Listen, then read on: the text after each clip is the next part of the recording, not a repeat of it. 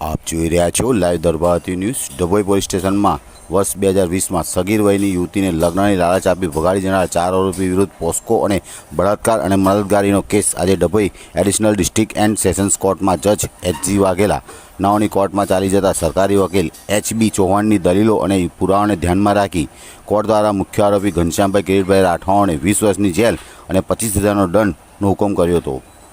તો મુખ્ય આરોપીની મદદ કરનાર 3 ઇસમોને કોર્ટને શંકાનો લાભ આપી છોડી મૂક્યા આદેશ કરતા બળાત્કાર જેવા ગંભીર ગુના કરનાર ઇસમોને એક દાખલો બેસે તેવી મક્કમ ચુકાદો additional district and sessions court દ્વારા આપવામાં આવ્યો હતો।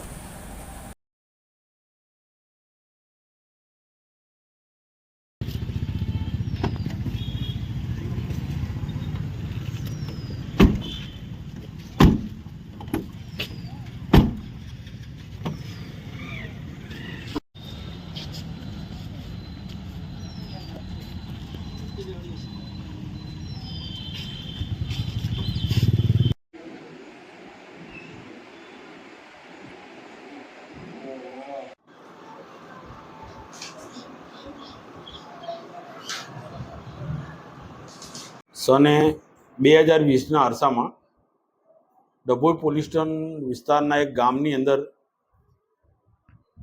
સગીર વયની ફરિયાદી ભોગ બનનાર નાઓને દુષ્કર્મ કરવાના ઈરાદે ભગાડી જનાર અને ભગાડવામાં મદદ કરનાર ઈસમો વિરુદ્ધની ફરિયાદ ડભોઈ પોસ્ટેમાં દાખલ થયેલી।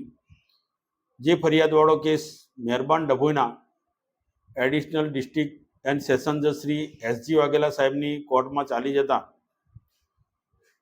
ફરિયાદી ભોગ બનનારનાઓને ભગાડી લઈ જઈ તેના વિરુદ્ધ અવારનવાર દુષ્કૃત્ય કરવામાં સંડોવાયેલ આરોપી ઘનશ્યામભાઈ કાંતિભાઈ રાઠવાનાઓને નામદાર કોર્ટે તકસીરવાન ઠેરાવી તેઓને 20 વર્ષની કેદ તેમજ ₹25,000 દંડ ભરવાનો અને દંડ ન ભરે તો વધુ કેદની સજા ભોગવવાનો હુકમ કરેલ છે।